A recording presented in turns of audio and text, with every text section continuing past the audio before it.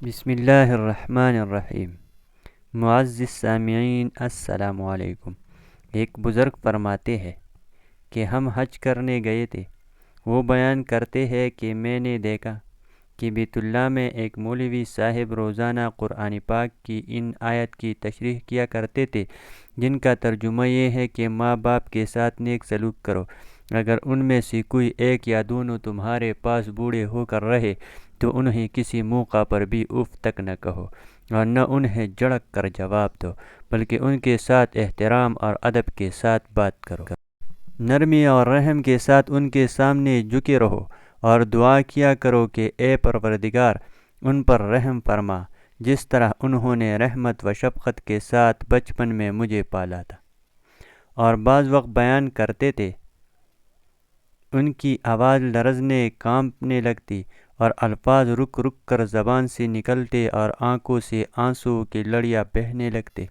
میں نے اپنے ساتھیوں کی طرف دیکھا تو وہ بھی میری طرح سب حیرت زدہ ہے کہ آخر ان آیات قرآنی کی تشریح میں مولوی صاحب پر اس قدر گریہ وزاری کیوں طاری ہو جاتی۔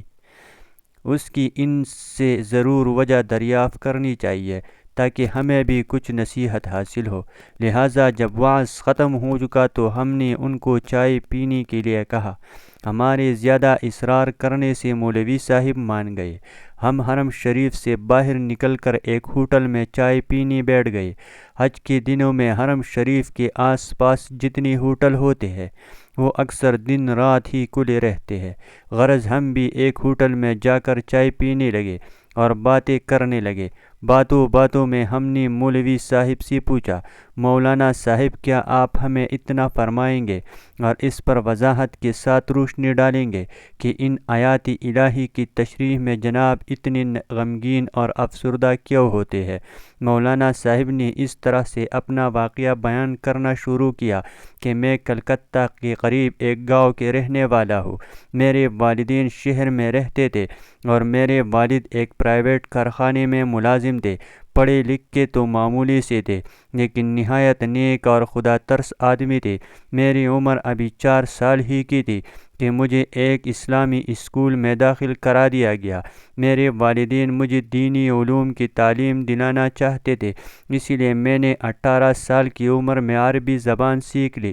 میں دینی تعلیم کے دوران انگریزی بھی پڑھتا تھا اور والد صاحب کے ایک دوست کے مدرسے سے میں نے میٹرک یعنی 10ویں جماعت کا امتحان پاس کر لیا۔ میری خواہش افسر بننے کی تھی۔ میں نے اپنے والد سے اس کا ذکر کیا۔ والد صاحب کو اس زمانے میں نوکری کے 200 روپے ملتے تھے، جن سے پورے گھر کا خرچ چلانا پڑتا تھا اور آئندہ کے لیے فکر کرنی تھی۔ میرے والد صاحب کا یہ خیال تھا کہ میں اب کوئی ملازمت کر لوں تاکہ گھر کا انتظام سنبھالنے میں آسانی ہو، لیکن میرا پکا ارادہ کالج میں داخل ہونے کا ہو چکا تھا۔ میں نے والد صاحب کی بے حد خوشامد کی اور ان کو منایا۔ آخرکار والد صاحب راضی ہو گیا۔ میں نے ایک کالج میں داخلہ لے لیا۔ میری والدہ بڑی کفایت شعار اور عقل مند تھی۔ اپنے خالی وقت میں وہ موم بتیاں بنا کر اچھے خاصے پیسے حاصل کر لیتے۔ اسی طرح ان کو محنت تو بہت کرنی پڑتی، لیکن وہ میری سب ضروریات پوری کرتے۔ فیس تو والد صاحب دے دیتے اور دوسری ضروریات کے لیے میری والدہ مجھے چپکے سے روپے بھیج دیتے۔ مجھے معلوم تھا کہ والد صاحب بھی میرے اخراجات اور دوسرے بھائیوں کی تعلیم و تربیت کے لیے ڈیوٹی سے زیادہ وقت اور ٹائم کام کرتے تھے۔ اسی طرح ان کو زیادہ پیسے حاصل ہو جاتے اور ہمارا خرچ چلتا رہا، اور میں نے 6 سال میں ڈگری حاصل کر لی۔ میں نے ڈگری تو بے شک حاصل کر لی، مگر اس کالج کی تعلیم کے دوران اور اس زمانے میں کالج کے ماحول کے رہن سہن نے میری اسلامی شعار اور طریقے کو بالکل ہی بدل دیا، اور میں اسلامیات کو بالکل ہی بھول چکا تھا۔ اس لیے یہ ماحول ہی نیا اور ایسا تھا کہ میں وہاں کا رنگ لیے بغیر نہ رہ سکا۔ میرا ذہن، میرے خیالات جدید تعلیم و تربیت سے بے حد متاثر ہو چکے تھے۔ اب کیسا دین اور کیسی دین کی باتوں پر چلنا اور کیسی نماز روزہ کرنا، میرے حالات اور خیالات سب ہی بدل چکے تھے۔ میں نے چھٹے سال پوری کالج میں اول نمبر کی کامیابی حاصل کی، اس لیے درخواست دینے پر مجھے مجھے اس کالج میں ملازمت مل گئی اور میں 350 ماہوار تنخواہ پانے لگا۔ چند سالوں میں میری تنخواہ 500 روپے ماہوار ہو گئی۔ اب والدین نے میری شادی کی فکر کی۔ وہ یہ چاہتے تھے کہ کسی نیک اور دیندار لڑکی سے میری شادی ہو جو گھر میں ایک اچھی بہو کی طرح رہے، لیکن میری خواہش یہ تھی کہ وہ آج کی نئی تہذیب اور نئی تعلیم سے واقف ہو تاکہ موجودہ دور اور اعلیٰ سوسائٹی میں کپ سکے، ہر ایک کے ساتھ کھلے عام باتیں کر سکے، ننگے ڈانس دیکھ سکے اور ننگے ڈانس کر سکے، سینہ تان کر بازاروں میں چل سکے اور ہر بے حیائی کے کام میں ترقی کر کے آگے بڑھ سکے۔ لہٰذا میں نے اپنی پسند کا ذکر اپنی ماں کے ذریعے سے اپنے والد صاحب سے کر دیا، لیکن انہوں نے پسند نہ کیا اور برا مانا۔ لیکن مجھے نئی روشنی کے سوا کچھ دکھائی ہی نہیں دیتا تھا۔ ایسا بوجھ سر پر سوار تھا کہ کہاں کا خدا کا خوف اور کہاں کا دین کا شوق، نہ قرآن مجید سے محبت اور نہ نبی کریم صلی اللہ علیہ وسلم سے الفت۔ ہر طرف سے نفس اور شیطان نے پوری طرح سے رنگ چڑھا دیا اور میں اپنی ضد پر قائم رہا۔ ماں باپ کی بات کسی طرح بھی میری عقل میں نہ آتی تھی اور نہ ہی میں ماننے کے لیے تیار تھا۔ بہرحال میں نے اپنے والد کو بار بار اصرار کر کے راضی کر لیا۔ وہ میرے اصرار سے راضی ہو گئے، شاید اس وجہ سے کہ انہیں اندیشہ تھا کہ اگر وہ انکار کر دے تو شاید میں اپنی منمانی کروں۔ اس خوف سے انہوں نے ہاں کر دی۔ لہٰذا ایک فیشن ایبل جاہل بے دین سے بے زور لڑکی سے میری شادی ہو گئی۔ شادی کو ابھی 2-4 مہینے ہوئے تھے کہ والد صاحب کے کارخانے میں ایک گیس کی ٹنکی پھٹ جانے سے ان کی دونوں آنکھیں جاتی، اس لیے اب وہ کارخانے جانے سے معذور اور بیکار ہو گئے اور کام کے قابل نہ رہے، اور اب وہ گھر میں ہی رہنے لگے اور ان کو کارخانے کی طرف سے ایک معمولی رقم معذوری الاؤنس کے ذریعے کے طور پر ملنے لگا۔ میری بیوی کو اسلامی تعلیم و تہذیب سے دور کا بھی واسطہ نہ تھا۔ وہ تو صرف آزاد خیال اور تیز مزاج عورت تھی جسے نہ خوف خدا اور نہ عشق مصطفیٰ۔ وہ کیا جانے کہ اسلام کیا ہے۔ وہ تو پہلے ہی دن سے جاہل مطلق تھی۔ کچھ اس کی سہیلیوں نے اس کے کان بھر دیے کہ ارے دیکھو، ساس سسر کی خدمت کرنا تمہارا فرض نہیں، بلکہ ساس سسر تو تمہاری خدمت کے لیے ہے، تم ان سے جو چاہے خدمت لینا۔ جو لڑکیاں جاہل گوار اور بے عقل ہوتی ہے وہ اپنے ساس سسر کی خدمت کیا کرتی ہے، تمہارا کوئی حق وق نہیں ان کی خدمت کرنے کا، تم اپنے شوہر کی ہو کر رہنا بس۔ اس وقت میں کسی انگریز سے کم نہ تھا۔ میرے دن رات صبح و شام عیش و مزے میں گزرتے تھے۔ اب سوائے خواہشات نفسانی کی نشہ کے کچھ یاد ہی نہیں تھا۔ لیکن جب میں نے دیکھا کہ میرے محبوبہ بیوی میرے بوڑھے ماں باپ کی خدمت سے نفرت اور پرہیز کرتی ہے تو میں اس پر ناراض ہوا، لیکن آہستہ آہستہ اس نے مجھ پر جادو کر دیا کہ میں اس کی ہر حرکت پر اظہار پسندیدگی کرتا تھا۔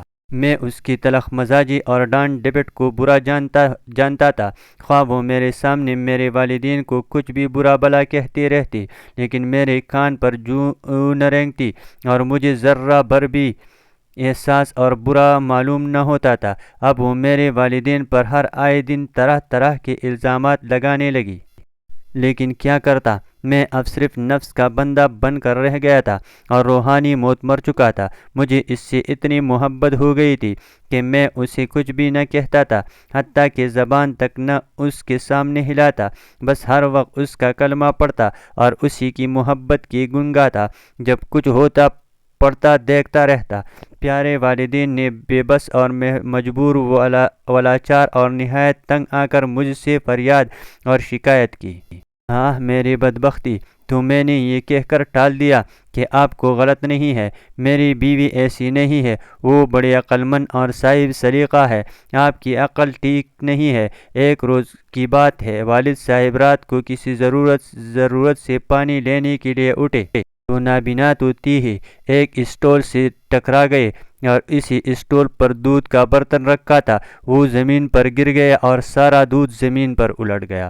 بس پھر کیا تھا، بیگم صاحبہ اٹھی اور ان کو بہت بری طرح للکارا، تمہیں شرم نہیں آتی، چوری کرتے ہوئے چھوٹے منہ کا دودھ رکھا ہوا ہے اور چاہتے ہو چپکے سے خود پی لو۔ خبردار آئندہ ایسی حرکت کی اچھی طرح دودھ پینے کا مزہ چکھا دوں گی۔ میری دکھی والد بھی جاگ رہی تھی۔ انہوں نے بڑی نرم آواز سے کہا، نہیں بیٹی، ایسا نہ کہو، یہ تو پانی پینے اٹھے تھے۔ سامنے اسٹول تھا، دودھ کا برتن گر گیا۔ چپ رہ بڑی گئی باتیں بنانے اور تعویلیں کرنے، مجھے پڑھاتی ہے، تجھے کچھ تمیز بھی ہے بات کرنے کی؟ بڑی تجھ سے نمٹوں گی، دیکھ تو صحیح، جب تیری بھی خبر لوں گی، دور رہو میرے سے، خبردار آئندہ جو میرے سامنے بڑبڑائی، تیری عقل گھسیا گئی ہے۔ کہتی ہے ایسا نہ کہو، اسٹول سے ٹکرا گئے۔ جانتی ہوں انہیں چوری سے کھانے پینے کی عادت ہے، غرض میری بیوی نے انہیں بہت ہی بری طرح سے جھڑکا اور ڈانٹ ڈپٹ کی اور میں پڑا یہ سب کچھ دیکھتا رہا، لیکن میں نے بیوی کو نہ روکا بلکہ اسے ایک لفظ بھی نہیں کہا کہ یہ تو ان سے کیا کہتی ہے اور کیوں کہتی ہے، اسے ٹوکا تک نہیں۔ تھوڑے دنوں کے بعد ایک دن میرے ماموں آئے اور میرے والد اور والدہ کو اپنے ساتھ لے گئے۔ بیوی کہیں باہر گئی ہوئی تھی۔ جب اسے آنے پر پتہ لگا تو اس نے اطمینان کا سانس لیا کہ شکر ہے سر سے بوجھ اترا، اور کہا کہ اچھا ہوا روز روز کی کل سے نجات ملی۔ اس واقعہ کو 3 سال گزر گئے اور ایک بچہ کی پیدائش کے بعد میری بیوی کا انتقال ہو گیا۔ بس میرے لیے بہت ہی مصیبت کا سامنا تھا۔ بیوی کا مرنا کیا تھا، میری زندگی سنسان ہو گئی اور اکثر میں کویا سا رہنے لگا۔ میرے ایک بہت ہی مخلص دوست تھے، انہوں نے جلد ہی ایک غریب گھرانے میں میری شادی کرا دی، اور یہ میری بیوی حافظ قرآن، نہایت ہی نماز روزہ اور قرآن مجید کی تلاوت کی پابند، بڑی ہی دیندار اور میری ہر طرح سے فرمان بردار تھی۔ وہ اب بھی زندہ اور میرے گھر آباد ہے۔ جب میں فکر آخرت سے بے فکر ہو کر بستر پر پڑا کھیلوں کے میچ دیکھ کر زندگی کے بہترین وقت ضائع کر رہا ہوتا ہوں، جس کی مجھ سے بعض برس قیامت کے دن کی جائے گی، تو وہ قرآن مجید کی تلاوت میں مشغول ہوتی ہے۔ ایک دن کی بات ہے، میں چارپائی پر بیٹھا تھا اور بیوی قرآن مجید کی تلاوت کر رہی تھی کہ اچانک وہ اس آیات پر پہنچے کہ جس کی تلاوت و تشریح روزانہ آپ مجھ سے سن رہے تھے، تو میری آنکھوں کے سامنے وہ تمام واقعات آ گئے جو پیچھے گزر چکے تھے، اور میرے ساتھ میرے ماں باپ نے جو سلوک کیا تھا اور انہوں نے جو زحمت و تکلیف میرے لیے گوارا کی تھی، تو میری زبان سے یہ بے ساختہ نکل گیا کہ ہائے میرے ماں باپ، اور میں ہوش میں نہ رہا۔ غرض اب اتنے عرصے کے بعد مجھے اپنے ماں باپ کی یاد آئی کہ زمانہ دراز گزر گیا۔ ہائے افسوس، میری آنکھوں سے آنسو آ گئے۔ میری بیوی دوڑی ہوئی آئی اور سمجھی کہ شاید مجھے کوئی تکلیف ہو گئی ہے، لیکن اس کے بار بار دریافت کرنے پر میں نے اسے پورا واقعہ جلدی سنا دیا۔ اب مجھے بڑی بے چینی ہوئی کہ میں اپنے والدین کو کیسے پاؤں۔ میں دوسرے دن ہی اپنے ماموں کے ہاں گیا، لیکن وہاں پہنچ کر میری حیرت کی انتہا نہ رہی جب مجھے یہ معلوم ہوا کہ والدین کئی مہینوں پہلے گھر جانے کے بہانے یہاں سے روانہ ہو چکے ہیں۔ بس اتنا سنتے ہی میرے پیروں تلے زمین نکل گئی کہ ہائے بڑھاپے اور نظر کی نہ ہونے کی حالت میں کہاں گئے ہوگے۔ میں فوراً ہی اپنے والدین کا فوٹو لے کر، جو کارخانہ میں کھینچا گیا تھا، قریب ہی تانی میں گیا اور فوٹو دے کر رپورٹ لکھوائی، اور کئی اخباروں میں بھی فوٹو کے ساتھ خبر چھپوائی اور ادھر کی کئی آدمیوں کو روانہ کیا۔ اب مجھے رات بھر نیند نہیں آتی تھی اور ہر وقت اس فکر میں رہتا کہ کسی طرح بھی میرے والدین مل جائے۔ میں نے اللہ سے خوب گڑگڑا کر توبہ کی اور دعائیں کی کہ الہی میرے ماں باپ کو واپس لوٹا دے۔ تیسرے روز ایک پولیس والا آیا اور اس نے مجھے بتایا کہ جو شکل آپ نے لکھوائی تھی بالکل اس سے ملتی جلتی شکل کا ایک بوڑھا آدمی ایک قبر میں بیٹھا فاتحہ پڑھ رہا تھا۔ میں دوڑتا ہوا قبرستان پہنچا تو معلوم ہوا کہ وہ میرے چچا تھے۔ میں ان کے قدموں پر گر پڑا اور اپنے والدین کو دریافت کرنے لگا۔ چچا نے نظر اٹھائی اور 2 سامنے والی قبروں کو مخاطب کر کے پکارا، کہا بھائی اکرم اور بھابھی زبیدہ، دیکھو تمہارا لاڈلا افسر آیا ہے۔ اکرم میرے والد کا، زبیدہ میری ماں کا نام تھا۔ چچا جان کے منہ سے یہ بات سن کر میں اوندھی منہ قبر پر گرا اور پھوٹ کر زار و قطار رونے لگا۔ پھر کیا بنتا ہے، پھر پچھتائے ہو جب چڑیا چک گئی کہ بس اتنا کہہ کر مولانا صاحب خاموش ہو گئے۔ تو میں نے مولانا کی طرف دیکھا تو ان کی آنکھوں سے آنسو جاری تھے۔ بزرگوں نے سچ کہا ہے کہ انسان سے بعض ایسی غلطیاں ہو جاتی ہے جو ساری عمر کے لیے افسوس پیدا کر دیتی ہے، مگر نادم ہونے والوں کے لیے اللہ تعالیٰ کے خوف سے عاری لوگ ٹیسٹ سے مس نہیں ہوتے بلکہ اور زیادہ ظالم ہو جاتے ہیں۔ حاصل معلوم ہوا کہ والدین کا مقام بہت اونچا ہے۔ بے شک جو اپنے والدین کی خدمت کر لے گا وہ دنیا و آخرت میں کامیابی و فلاح پائے گا۔ اس واقعے سے ہم سب کو عبرت پکڑنی چاہیے اور اپنے طاقت سے بڑھ کر والدین کی خدمت کرنی چاہیے۔ اللہ تعالی ہم سب کو عمل کرنے کی توفیق عطا فرمائے۔ آمین ثم آمین۔